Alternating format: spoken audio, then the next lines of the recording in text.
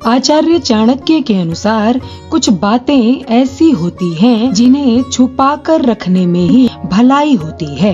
यदि आप इन बातों को अन्य लोगों को बताएंगे तो हो सकता है कि भविष्य में आपको पछताना पड़े या फिर अपमान झेलना पड़े। यह भी हो सकता है कि आप किसी भारी मुसीबत में फंस जाएं।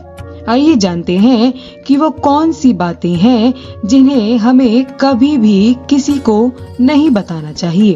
पहली बात है, अपने दाम्पत्य जीवन की बातें किसी से न कहें। अपने दाम्पत्य जीवन और घर परिवार की बातें हमेशा गोपनीय रखनी चाहिए।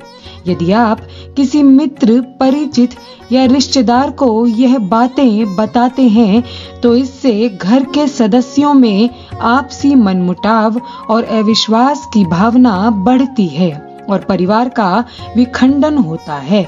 साथ ही आपके घर का राज धीरे धीरे सार्वजनिक हो जाता है। घर की बातें बताकर व दूसरों से सहानुभूति लेकर आप कुछ समय के लिए जरूर राहत महसूस करेंगे, लेकिन इससे आपकी कमजोरी ही प्रदर्शित होगी।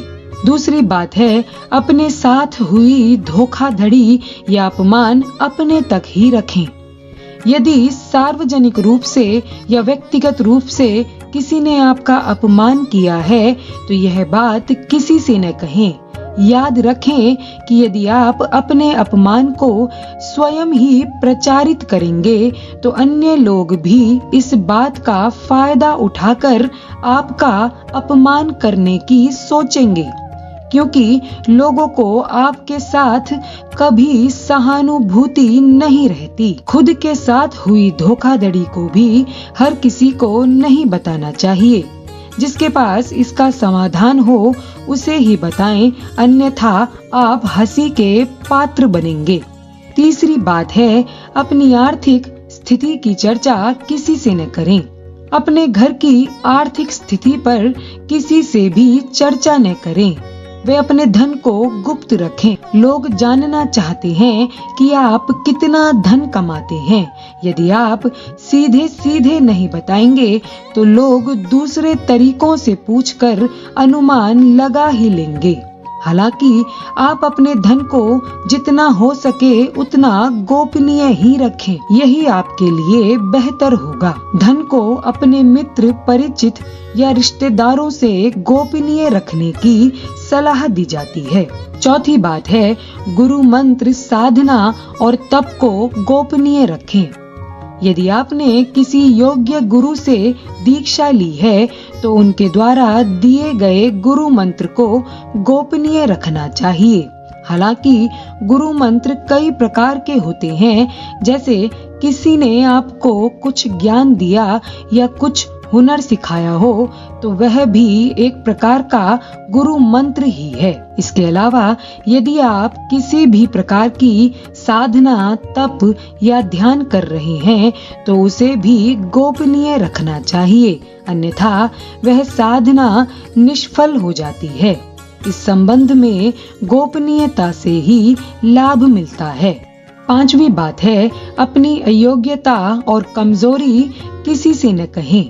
हालांकि बहुत सी जगह या मामले में इसे गोपनीय रखना घातक भी सिद्ध हो सकता है, लेकिन बहुत से मामलों में इसे उजागर करने से लोग आपको कमजोर समझकर आपके साथ गलत व्यवहार करने की कोशिश कर सकते हैं या फिर आपको मानसिक रूप से दबाने का प्रयास भी कर सकते हैं।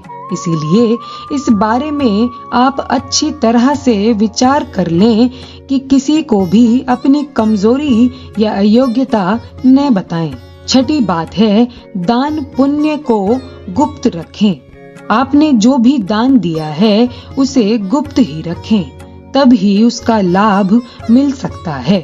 गोपनीय दान देवताओं की नजर में रहता है और जिस दान का बखान किया जा रहा हो उसका फल निष्फल हो जाता है। मंदिर में दान दें, किसी गरीब को भोजन कराएं या किसी भी प्रकार का पुण्य कार्य करें तो उसका अपने मुख से बखान न करें। यदि आपने किसी के समक्ष अपना दिया हुआ दान जाहिर कर दिया है तो समझ लीजिए वह दान खारिज हो जाएगा। 7वीं बात है, मन की हर बात किसी से न कहें। मन में बहुत सी ऐसी बातें होती हैं जिनको जग जाहिर करने से आप अपने आसपास संकट खड़े कर सकते हैं। हो सकता है आपके मन में किसी बात को लेकर अवसाद, क्रोध या घृणा हो। मन में हजारों तरह के विचार उत्पन्न होते हैं, लेकिन बुद्धिमान मनुष्य किसी के सामने उन्हीं विचारों को व्यक्त करता है जो उसके हित में होते हैं। अपने मन में उठने वाली हर बात सबसे न कहें, अन्यथा लोग आपके बारे में एक तरह की राय बनाना शुरू कर देते हैं। हमें उम्मीद है चाणक्य नीति की यह सीख आपके लिए मददगार साबित होगी। इसी तरह की और वीडियोस देखने के लिए नीचे दिए गए सब्सक्राइब बटन पर क्लिक करके हमारे चैनल को सब्सक्राइब करें।